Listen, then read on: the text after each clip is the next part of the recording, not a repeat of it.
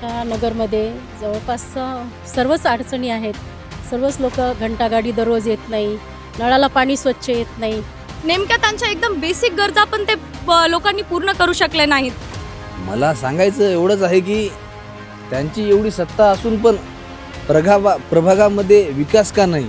पुढचे लोक पैसेवाले किंवा धनाडे आहेत. पण आजपर्यंत लोकांनी काय केलेलं आहे की सगळ्या गुत्तेदारांना निवडून दिलेलं आहे. लाईटची समस्या, आणखी एक नाली होती तिथं, त्या नालीमध्ये असे साप त्याच्या घरात जातात. आजकालचं असं आहे की 5 वर्ष झालं ते नगरसेवक कोणालाच भेटी दिले नाहीत आत्तापर्यंत.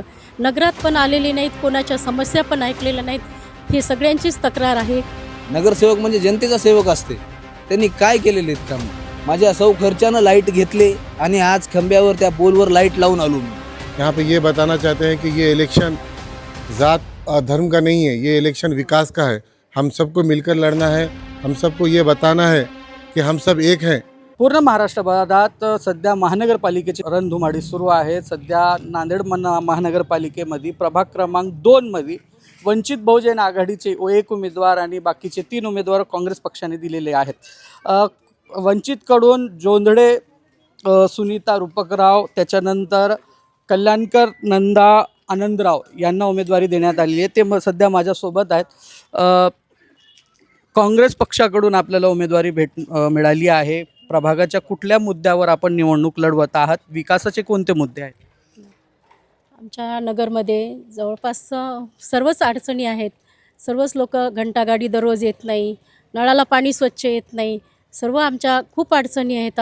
सर्वांची म्हणजे सर्वांना विनंती आहे की मलाच निवडून द्यावे, कारण मी खूप सामान्य नागरिक आहे आणि आमच्या समोर जे आहेत ते खूप बलवान धनाढ्य शक्तिवाले लोक आहेत आणि खूप आम्ही सामान्य नागरिकता आहोतच.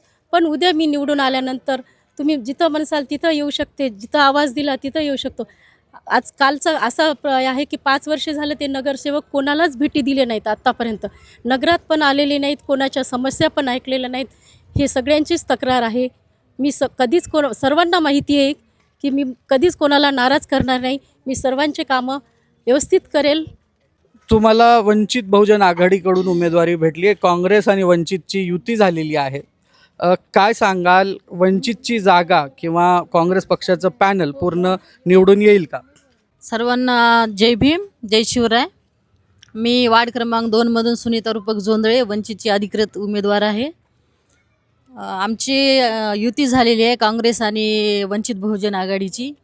तर ही युती म्हणजे खूप ऐतिहासिक निर्णय आहे, यापूर्वी झालेलीच नाही आहे. तर मी या ठिकाणी एवढं बोलू इच्छिते आणि जनतेला आश्वासन देते, वार्ड क्रमांक 2मधील जे पण समाजाच्या मूलभूत गरजा आहेत, जसं की आरोग्य सुविधा, महिला आणि तरुणींना येताना जाताना जो त्रास होतो त्यावर त्यांच्यासाठी मी संरक्षणाची व्यवस्था करीन. पथदिवे, रस्ते, कचराकुंडी यावर मी निरीक्षण करेन आणि तशी व्यवस्थापन करेन.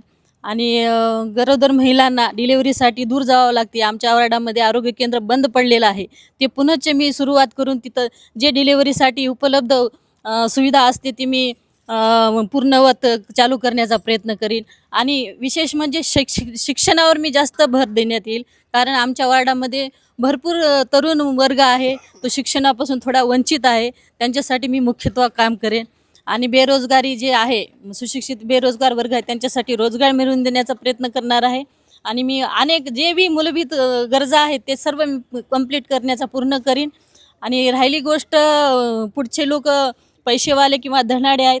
जर मी शेवटच्या व्यक्तीपर्यंत त्यांचे मी कामं करेल, आमच्या वार्डातला विकास करेन, तर ते धनाडे व्यक्ती असले तरी काही हरकत नाही, कारण मी माझ्या कामाने आणि कृतीने त्यांना जबाब देईल आणि माझा विजय करून घेईन. वंचित बहुजन आघाडीचे तुम्ही पदाधिकारी आहात. इथलं जे प्रभागाचं पॅनल आहे, दुसरे जे पक्ष आहेत ते खूप मोठ्या पद्धतीने सत्ताधारी आहेत. भारतीय जनता पार्टीकडून एका माजी उपमहापौराला तिकीट देण्यात आलेलं आहे. काय सांगाल? आता सध्या भाजपची सत्ता आहे आणि भाजपच्या सत्तेमधले जे महापौर आहेत, मला सांगायचं एवढंच आहे की त्यांची एवढी सत्ता असून पण प्रभागामध्ये विकास का नाही. मी काल प्रभाग क्रमांक 2मध्ये जेतवन नगर इथे गेलो होतो. तर तिथे एका महिलेनं मला सांगितलं, सर्वीकडे लाईट बंद झालेली आहेत, लाईटची समस्या. आणखी एक नाली होती तिथं, तर त्या नालीमध्ये असे सापं त्याच्या घरात जातात. पाणी पडला, पाऊस पडलं तर सापं त्यांच्या घरात जातात म्हणून. तिथं लहान लेकरं खेळतात. तर माझं म्हणणं एवढंच आहे की BJP पक्ष एवढा स्ट्रॉंग आहे, एवढं काही आहे, सत्ता त्यांची आहे, महापौर आहेत, हे आहेत, तरी त्यांनीसुद्धा जनतेचा विकास करू शकत नाहीत. या अर्थानं त्याने नगरसेवक होऊन महापौर होऊन त्याचा अर्थ काय. नगरसेवक म्हणजे जनतेचा सेवक असते. त्यांनी जनतेचा विचार केला पाहिजे. जनता त्याला निवडून देते, जनता जनार्दन यांच्यामुळं आपण त्या खुर्चीवर बसता. आणि तुम्ही नंतर काही दिवस निवडून येऊन त्यांच्याकडे निग्लेक्ट करता. ह्या गोष्टी सर्व चुकीच्या आहेत. आणि वंचित बहुजन आघाडी आणि काँग्रेसची युती झाल्यामुळे परिवर्तन नक्कीच येईल. ही सुवर्ण संधी भेटलेली आहे आम्हाला आणि आम्ही परिवर्तन घडवून दाखवू. तरुण पिढी आहे. आणि आता जे पहिलेचे नगरसेवक होते, आजी माझी काय आहेत ते आता चालूचे, त्यांच्याकडे मला एवढंच त्यांना बोलायचं होतं की त्यांनी एवढे दिवस नगरसेवक राहून त्यांनी काय केलेले आहेत कामं. जिकडं तिकडे गेलं त्यांच्या समस्या दिसायला. आज मी सांगतो, बालाजीनगरमध्ये आज मी 20 लाईट बसून आलो साहेब, 20 लाईट बसून आलो मी पोलचे. तिथले लोक मला म्हणले, आम्ही सांगून कंटाळून गेल्या नगरसेवकांना सर्वांना की आम्हाला लाईट बसून द्या, लाईट. कंटाळले. लास्टला मी गेलो, माझ्या खर्चानं लाईट घेतले आणि आज खंब्यावर त्या पोलवर लाईट लावून आलो मी. काही सध्या मोठ्या प्रमाणात या प्रभागात धनशक्ती विरुद्ध जनशक्ती या परिस्थिती आहेत. बलाढ्य पक्ष आणि बलाढ्य पद्धतीने लोक या निवडणुकीमध्ये प्रभाग क्रमांक 2 लढवत आहेत. काय सांगा? आज आपण इथे बघतोय की आपले वंचित आणि काँग्रेसची आघाडीमधून आपल्या अधिकृत उमेदवार नंदाताई कल्याणकर, सुनीता रूपक जोंधळे, नाफे आणि संदीप भैया देशमुख हे 4 आपले अधिकृत उमेदवार आहेत. त्यांच्या प्रचाराच्या समर्थनार्थ आम्ही सगळ्या महिला त्यांच्यासोबत उभ्या आहोत आणि आम्ही त्यांच्यासोबत ते कार्य करतोय, त्यांचा प्रचार करतोय. आणि प्रचाराच्या दरम्यान आम्हाला अशा बऱ्याच गोष्टी आढळल्यात की प्रचार करत असताना जेव्हा ज्या रस्त्यांवर आम्ही चालतो त्यांच्यासोबत त्यांचा प्रचार करत असताना अनेक गोष्टी दिसून येत आहेत की रस्ते व्यवस्थित नाही आहेत. जसं आता सांगितलं गेलं आहे की बाबा लाईटची व्यवस्था नाही आहे. रात्री जर 7च्या नंतर जेव्हा अंधार होतोय तेव्हा अक्षरशः इतकं अवघड होतं आहे लोकांना भेटणं, त्यांच्या भेटी घेणं, त्यांच्याशी बोलणं, संपर्क साधणं. ते नेमक्या त्यांच्या एकदम बेसिक गरजा पण ते लोकांनी पूर्ण करू शकले नाहीत. जे आपले सत्ताधारी पक्ष आहेत ते त्यांच्या बेसिक गोष्टी पण त्यांच्यापर्यंत त्यांना पोहोचू शकल्या नाहीत. मोठे मोठे आश्वासनं, तेच ते चेहरे, तेच ते सत्ताधारी पक्ष. पण यावेळेस आपल्याला नवीन लोकांना, नवीन चेहऱ्यांना संधी द्यायची आहे, ज्यांना की कुठलाच राजकीय वारसा नाही, राजकीय कुठलाही त्यांचा संबंध नाही, पण जे खरंच होतकरू आहेत, जे जनतेच्या सेवेसाठी मैदानात उतरलेले आहेत. आपल्याला त्यांना समर्थन द्यायचं आहे आणि खूप मोठ्या संख्येने पाठबळ देऊन आपल्याला प्रचंड मतांनी त्यांना विजयी करून आपलाच विकास घडवून आणायचा आहे. धन्यवाद. प्रभाग क्रमांक 2 मधले आणखी माझ्यासोबत 2 उमेदवार आहेत. त्यांना विचारूयात त्यांच्याकडे विकासाचं कुठलं रोल मॉडेल आहेत.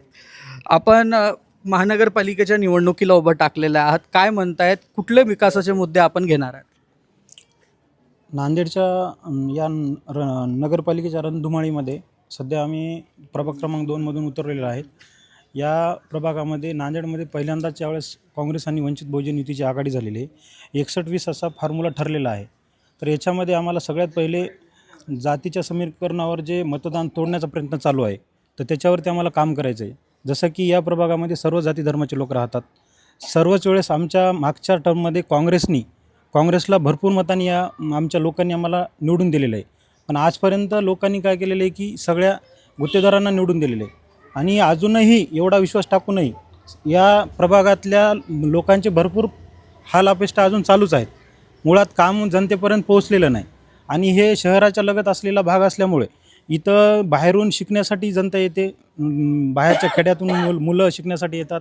या शहराचं शहरीकरण वरचेवर वाढत चाललं. इकडे तरोडा बुजुर्ग गाव एवढं लांब असतानासुद्धा इथल्या नाल्या पाण्याच्या व्यवस्था अजून होत नाही आहेत. त्यामुळे ह्या गोष्टी ज्या प्रलंबित आहेत त्या सगळ्या गोष्टी आम्हाला उद्या करायच्या आहेत. त्याच मुद्द्याच्या आधारे आम्ही इथं उतरलेलो आहेत. मागच्या निवडणुकीत जे काँग्रेस पक्षानं पॅनल दिलं होतं त्यामध्ये इथं मुस्लिम समाज पण खूप राहतोय, मुस्लिम बहुल इलाका आहे, इथं मुस्लिम समाजाला पण काँग्रेस पक्षाने उमेदवारी दिलेली आहे. काय सांगायला आपण कुठल्या मुद्द्याला घेऊन काँग्रेस पक्षाची विचारधारा घेऊन आपण मतदारांपर्यंत जात आहेत, कसं निवडणूक लढवणार आहे? 3 कांग्रेस के और एक वंचित के जो उम्मीदवार दिए, मैं उससे पहले सबका शुक्रिया अदा करता हूं, कांग्रेस का और वंचित का, कि उन्होंने युति की। और दूसरी बात यह है कि वार्ड नंबर 2 में मुसलमानों की भी आबादी अच्छी खासी है, बहुत मेरे भाई उनकी भी आबादी है। हम सब मिलकर यहाँ पे ये बताना चाहते हैं कि ये इलेक्शन ज़ात और धर्म का नहीं है, ये इलेक्शन विकास का है। हम सबको मिलकर लड़ना है, हम सबको ये बताना है कि हम सब एक हैं। महाराष्ट्राच्या राजकारणात आणि विशेषतः नांदेड जिल्ह्यामध्ये वंचित बहुजन आघाडी आणि काँग्रेसची युती होऊन एक परिवर्तन घडवण्याचा प्रयत्न मोठ्या प्रमाणात काँग्रेस आणि वंचितकडून करण्यात येत आहे. बघणं महत्त्वाचं राहणार आहे की 15 तारखेला वंचित बहुजन आघाडी आणि काँग्रेसची युती कितपत योग्य ठरेल आणि त्याचा फायदा किती होईल. खूप खूप धन्यवाद.